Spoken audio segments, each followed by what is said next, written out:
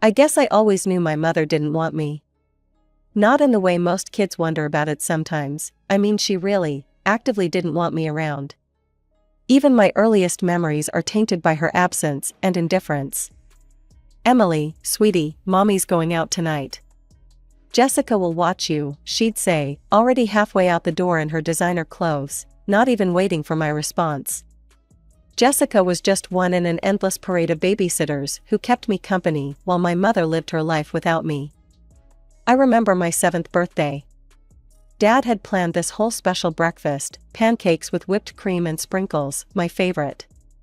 He'd gotten up early to make everything perfect before heading to work at his construction supply store. Mom was supposed to take me to the party place later that day. All my classmates were invited. I sat in my party dress for hours, waiting. She never showed up. When Dad got home that evening and found me still sitting there, trying not to cry, his face turned a shade of red I'd never seen before. "Where the hell is your mother?" he demanded, pulling out his phone. I could hear her voicemail message playing over and over as he tried calling. Finally, around 8 p.m., she breezed in, shopping bags in hand. "Oh my God, was that today? I completely forgot. I was at the salon and then Sarah called about this amazing sale." Dad cut her off. "Our daughter's birthday party, Helen. You forgot our daughter's birthday party. Don't be so dramatic, Robert. We can reschedule it," she said, rolling her eyes as she headed upstairs. "Emily understands, don't you, sweetie?"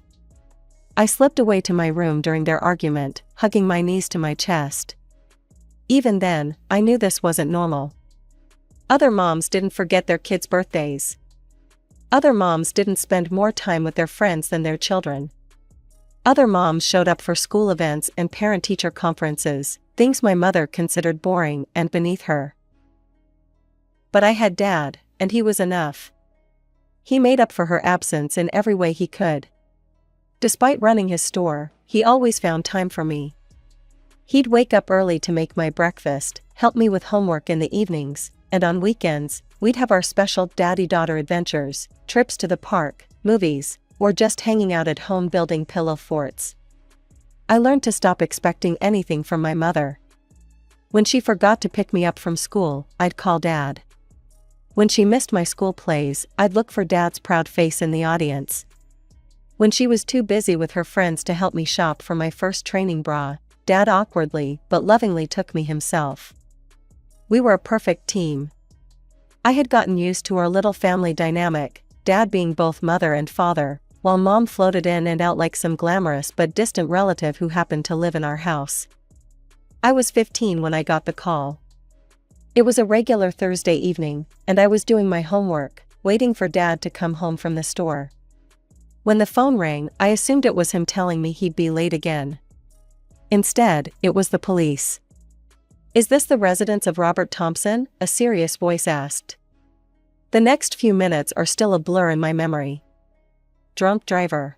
Wrong lane. Head-on collision. No chance of survival. The words washed over me like ice water, but they didn't make sense. They couldn't make sense. Dad had texted me just hours ago, asking what I wanted for dinner. Mom was out with her friends, of course. The police had to call 3 times before they reached her. When she finally came home, she was already playing the part of the devastated widow, mascara artfully smeared down her cheeks. "Oh, my poor baby," she wailed, pulling me into an awkward hug that smelled of wine and expensive perfume. "We'll get through this together." The funeral was a spectacle I'll never forget, but not because of my grief, because of my mother's performance. She wore a designer black dress that probably cost more than Dad's monthly mortgage payment, and she sobbed dramatically at all the right moments. Everyone kept telling her how strong she was, how brave. "I don't know how I'll manage," she told everyone who would listen, clutching her handkerchief. "But I have to be strong for Emily now. I'll take care of her twice as much as before." Robert would have wanted that. I wanted to scream. I wanted to tell everyone that she hadn't taken care of me at all before, so twice of nothing was still nothing. But I stayed silent, focusing instead on the real pain in my chest, the crushing reality that Dad was gone. The days after the funeral were even worse than I'd imagined. Mom's promises of increased attention lasted exactly 3 days. By day 4, she was too devastated to cook dinner. By day 5, she needed to process her grief at a spa day with her friends. By week 2, she was going on dinner dates to help her heal. I spent most of my time alone in my room, surrounded by memories of Dad. That's when Grandpa Jim, Mom's father, started coming around more often. At first, he just brought groceries and checked if I was eating. Then he started inviting me over to his house. "Emily, honey," he said one day, his kind eyes studying my face, "how about we make your dad's famous pancakes?" I think he'd want us to keep that tradition alive. That was the first time I'd smiled since Dad died. Grandpa's house became my sanctuary. While Mom was out rebuilding her life, her words, I spent afternoons with Grandpa, cooking comfort food, watching old movies, or just walking in the park near his house. "How are you really doing, kiddo?" he'd ask, actually listening to my answers. "What's on your mind today? Any plans for the weekend?" It was strange how my mother's father could be so different from her. He actually cared about my answers, remembered the names of my friends, and knew what was going on in my life. We'd spend hours in his kitchen, trying out new recipes or just talking about Dad. For the first few months after Dad's death, Mom seemed perfectly happy with our new arrangement. While I spent my time at Grandpa's house, she was free to pursue her social life without any guilt or interruption. That is, until people started talking. I overheard Mrs. Peterson from next door one day. "It's so sad," she was telling another neighbor. "That poor girl practically lives at her grandfather's house now. Helen's never home, always out with some new man." What kind of mother? That's when things changed. Mom suddenly started paying attention to where I was going and, more importantly, who knew about it. "You can't keep running to your grandfather's house every day," she snapped one evening when I was putting on my shoes to leave. "What will people think? That I can't take care of my own daughter?" I couldn't help but laugh. "But you don't take care of me, Mom. You never have." Her face turned red. "I am your mother. I've done everything for you." "Name one thing," I challenged her. "One single thing you've done for me since Dad died." She couldn't answer, of course. Instead, she banned me from visiting Grandpa, saying I needed to spend more quality time at home. Quality time apparently meant sitting alone in an empty house while she went on dates with her latest prospects. I told Grandpa about Mom's new rule during one of my band visits. He just shook his head and sighed. "Your mother," he said, choosing his words carefully, "has always been focused on what others think of her. Not on what's real." He patted my hand. "Don't worry about her rules, Emily. You're always welcome here." Then one day, during my senior year, Mom came home practically bouncing with excitement. "I've met someone," she announced over dinner, which was rare enough to be noteworthy. "His name is George." I barely looked up from my plate. I'd heard this before, at least 5 times in the past 2 years. There was Richard the lawyer, too boring, Michael the doctor, too busy, James the business owner, too focused on work, and several others whose names I hadn't bothered to remember. "He's different," Mom insisted, noticing my lack of enthusiasm. "He's established, mature." When I finally met George, I had to bite back a laugh. He was everything Mom had always said she couldn't stand in a man: short, overweight, and at least 15 years older than her. This was the same woman who had once broken up with a guy because he was only 5 feet 11 inches. "Isn't he wonderful?" Mom gushed after he left that first night. I studied her face, trying to understand what game she was playing now. The George I'd just met was pleasant enough, but he was the complete opposite of Mom's usual type. She'd always gone for tall, athletic men who looked like they belonged on magazine covers. The kind of men who matched her carefully cultivated image. Over the next few months, I witnessed something I'd never seen before: my mother trying to actually act like a mother. The transformation was both fascinating and disturbing to watch. Emily, sweetheart, she'd call out when George was visiting, would you like to join us for dinner? The first time she did this, I nearly choked on my water. In the past, whenever Mom had boyfriends over, my role was to become invisible. Stay in your room, or why don't you go to a friend's house, were her usual instructions. But with George, everything was different. She'd suddenly become this picture-perfect mom, asking about my day at school, pretending to help me with college applications, even making my favorite meals, or rather, ordering them from restaurants and presenting them as homemade. "Isn't it wonderful how close Emily and I are?" she'd tell George, while wrapping an arm around my shoulders. I'd have to fight the urge to shake it off, knowing this was all just another one of her performances. One evening, she actually pulled me aside before George and his family arrived. "Emily, please, act like we're close. Like we have a good relationship. Can you do that for me?" I played along, mostly out of curiosity to see how far she'd take this charade. And she took it far, all the way to my graduation day. She showed up with George and his family, wearing a tasteful designer dress and the proud smile of a mother who'd been there every step of the way. She even brought flowers and tears and hugged me in front of everyone. "My beautiful, brilliant daughter," she gushed, making sure George and his family could hear. "I'm so proud of everything you've accomplished." The day after graduation, though, the mask came off. She waited until George had left for a business trip, then called me into the living room for a talk. "Emily," she said, her voice no longer holding any of the warmth she'd displayed at graduation. "You're 18 now, and it's time for you to move out." I stared at her, thinking I must have misheard. "What?" "I'm tired of playing mother," she continued, examining her manicured nails. "You're an adult now. You need to learn to stand on your own 2 feet. I put up with you for 18 years. That's enough. I want you out of the house by tomorrow." I sat there, shocked by the sudden shift, but not entirely surprised. This was the real woman behind the mask, the one I'd known all my life. Without another word, I went upstairs and started packing. Years of living with her had taught me to expect nothing, so I'd always kept my important things ready to go. Within hours, I had everything I needed in a few bags and boxes. Grandpa opened his door before I even knocked, one look at my face telling him everything he needed to know. "Your room is ready," was all he said, helping me carry my bags inside.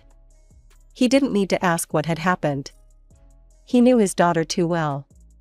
Living with Grandpa felt like finally being able to breathe after years of holding my breath. The day after I moved in, he sat me down at his kitchen table. "Emily," he said, sliding an envelope across to me. "I want you to go to college." Inside the envelope was enough money for 4 years of tuition. When I tried to protest, he held up his hand. "Your father would have wanted this," he said firmly. "And I want this." End of discussion. So I enrolled in college, determined to make both him and Dad proud. But I couldn't just sit back and let Grandpa handle everything. Despite his comfortable retirement and generous savings, it didn't feel right to depend on him completely. That's why I picked up a job as a waitress at the Silver Spoon Cafe near campus. "You don't need to work, sweetheart," Grandpa would say whenever he saw me coming home tired from a late shift. "I know," I'd reply, "but I want to." The cafe job wasn't glamorous, but it gave me enough money for books, supplies, and most importantly, little gifts for Grandpa. Nothing expensive, a new coffee mug with a silly saying, a vintage record I'd find at a thrift store, his favorite cookies from the bakery across town. His face would light up every time, not because of the gifts themselves, but because he knew they came from my own earnings. Life fell into a comfortable routine. Classes during the day, work in the evenings, weekends with Grandpa. I hadn't heard from Mom in almost 3 years, and I preferred it that way. But Grandpa still kept tabs on her through family connections. "Your mother's doing well for herself," he mentioned one Sunday over breakfast. His tone was neutral, but I could sense his disapproval. "New Mercedes, designer clothes, fancy jewelry. George seems to be quite generous." I pushed my eggs around my plate. "Good for her. She's been telling people she's paying for your college tuition, he added quietly. Says she's been supporting you financially all this time. My fork clattered against the plate. She what? Oh yes, Grandpa continued, according to her, she's been the model of maternal support. Tells anyone who'll listen about how she's helping her daughter through college. Something about this sparked my curiosity. Mom had always been status conscious, but this level of lifestyle change seemed extreme, even for her. That evening, I did something I'd never bothered to do before. I Googled George. What I found made me nearly drop my phone. George wasn't just well off, as I'd assumed. He was George Harrison III, heir to the Harrison construction empire. His family practically owned half the state. Their name was on buildings, stadiums, and charity foundations. The smallest of their annual donations to local causes was more than what most people made in a decade. Suddenly, Mom's complete personality transformation made sense. She wasn't just fishing for a wealthy husband, she was aiming for the top of the social ladder. And somehow, she'd managed to hook one of the biggest fish in the pond. The phone call came during my junior year. Seeing Mom's number on my screen after 3 years of silence made my stomach turn. Emily, baby? Her voice had that fake sweetness I remembered so well. I need you. I almost hung up, but something in her desperate tone made me listen. The wedding is in 2 months, she continued quickly, probably afraid I'd cut her off. George's family, they're very traditional. Family values mean everything to them. I need you there. I said nothing, letting the silence stretch. People have been asking questions, she went on, her voice dropping. Why doesn't your daughter visit? Why isn't she in any family photos? George's mother is particularly concerned. She keeps saying family unity is the cornerstone of their dynasty. So this is about appearances, I said flatly. No, well, not entirely. Emily, please. I'm begging you. Just come to the wedding. Show everyone we're a happy family. That's all I'm asking. My first instinct was to refuse, to tell her exactly where she could stick her invitation. But then an idea started forming in my mind. I'll come, I said. And I'm bringing Grandpa. The wedding day arrived in a blur of crystal, silk, and old money. The Harrison family had booked the most exclusive venue in the state. Watching Mom float around in her designer wedding dress, playing the role of the perfect society bride, I almost reconsidered my plan. She looked genuinely happy, greeting guests with that magnetic smile of hers, basking in the admiration of the cream of society. For a moment, I felt a twinge of guilt about what I was about to do. Then she spotted me. Emily, my darling daughter, she exclaimed loudly, rushing over to embrace me. The nearby guests turned to watch the touching mother-daughter reunion. I'm so happy you're here. I forgive you, sweetheart, for abandoning me all these years. I know you were just going through a phase, spending all that money I sent you for college on God knows what. I stiffened in her embrace, but she held on tighter. George approached us, beaming. Emily, I'm so glad you decided to make peace with your mother. She's been so worried about you. He turned to Mom with genuine concern in his eyes. I hope you can forgive her too. Parents and children sometimes struggle to understand each other. That was the moment I knew I had to go through with my plan.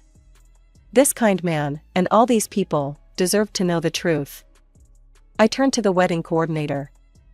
I'd like to make a speech before the ceremony, I said. A tribute to my mother. I stood at the microphone, my hands surprisingly steady. The elegant crowd turned to face me, champagne glasses in hand, expecting the usual loving daughter's pre-wedding tribute. Mom beamed from her seat of honor, George's hand in hers. I want to tell you all a story, I began, my voice clear and calm. A story about my mother, the bride.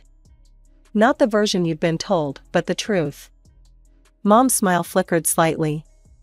3 years ago, the day after my high school graduation, my mother called me into our living room. Fortunately, I had the presence of mind to record that conversation. I pulled out my phone. I'd like to share it with you all." Before Mom could object, her own voice filled the hall. "I'm tired of playing mother. You're an adult now. I want you out of the house by tomorrow." The recording continued, capturing every cruel word, every dismissive tone. The room grew deathly quiet. "That was the last time I spoke to my mother until she called about this wedding," I continued into the silence. "She threw me out with nothing, no warning, no support. For 3 years, she hasn't called, hasn't checked if I was alive or dead. My grandfather, her father, has been paying for my college education, providing me a home, being the parent she refused to be." Mom jumped to her feet. "She's lying. Daddy, tell them she's lying." All eyes turned to Grandpa, who stood slowly from his seat. "Every word my granddaughter has said is true," he said, his voice heavy with sadness. "Helen, you abandoned your child. Just as you neglected her entire life, even when her father was alive." The great hall erupted in whispers. George's mother, a dignified woman in pearls, looked like she might faint. His father's face had turned to stone. "Is this true?" George asked Mom, his voice shaking. "Did you throw your own daughter out? Abandon her?" Mom's carefully constructed facade cracked. "I can explain." "There's nothing to explain," George cut her off, standing up. His face had transformed from confusion to disgust. "You're not the woman I thought you were. You're not the woman I could ever marry." "George, please," Mom pleaded, mascara running down her cheeks, real tears this time. "She's lying. They're both lying." "The recording doesn't lie," George said firmly. "And neither does your father." He turned to address the stunned crowd. "Ladies and gentlemen, I apologize, but there will be no wedding today." Mom crumpled into her chair, her perfect world falling apart around her. The woman who had thrown me away like garbage, to chase her dreams of wealth and status, was finally facing the consequences of her actions. 2 months after the wedding that never was, I was having Sunday breakfast with Grandpa when someone started pounding on his front door. The desperate rhythm of the knocking told me who it was, before I even heard her voice. "Daddy, please, I know you're home. I need to talk to you." Grandpa and I exchanged looks across the table. He nodded slowly, and I stayed in my seat as he went to open the door. Mom burst in, designer clothes wrinkled, makeup smeared, looking nothing like the polished socialite she'd been at the failed wedding. She stopped short when she saw me, but quickly recovered, probably deciding my presence might help her case. "Daddy, I'm desperate," she began, tears already flowing. "This is all your fault, yours and Emily's. You've ruined everything." I watched her silently, stirring my coffee. The woman who'd thrown me out of my home was now standing here, playing victim once again. "I took out a loan against the house for the wedding," she continued, pacing the kitchen. "The flowers, the venue, the dress, everything was perfect. I thought once I married George, he'd help me pay it off. But now," she choked back a sob, "the bank is foreclosing. I have nowhere to go." "And this is our fault, how exactly?" Grandpa asked quietly. "If you hadn't let Emily tell those lies."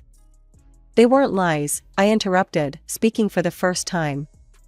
"Every word was true. There's no point trying to deny it now." She whirled on me. "You could have waited until after the wedding. One more day, that's all I needed. One more day and everything would have been perfect." "Perfect for who, Mom?" "For you?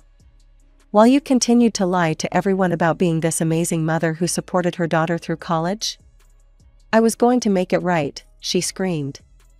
"Once I married George, I would have had the money to actually pay for your college. I could have made all the lies true." Grandpa's laugh was bitter. "Listen to yourself, Helen. You're not sorry for what you did to Emily. You're only sorry you got caught." "Daddy, please," she switched tactics, moving closer to him. "I need help, just a loan to tide me over. I'll pay you back, I promise. I just need enough to keep the house." "No, you're not getting any money from me. Not after what you did to Emily." Not after how you've lived your life. Mom's face contorted with rage. Fine. Keep playing happy family with her. I hope you're both happy with what you've done to me. She stormed out, slamming the door so hard the windows rattled. That was the last time I saw her, though we heard about her through the grapevine. She lost the house, as expected. Last I heard, she was working as a receptionist at a small real estate office, living in a tiny apartment, all her designer clothes and jewelry sold to pay debts. As for me, I graduated college last month, with honors. My first paycheck from my new job at an accounting firm went toward buying Grandpa a gorgeous vintage watch he'd been eyeing. His eyes got misty when I gave it to him. I'm saving up now for my own apartment, something close to work. Grandpa insists I can stay with him as long as I want, but I think it's time for me to stand on my own feet, my choice this time, not because someone is forcing me out. Sometimes I think about Mom, about how different things could have been if she'd just been capable of loving someone other than herself. But I've learned that you can't make someone love you, can't make them be the parent you need them to be. All you can do is cherish the people who do love you, who choose to be there for you.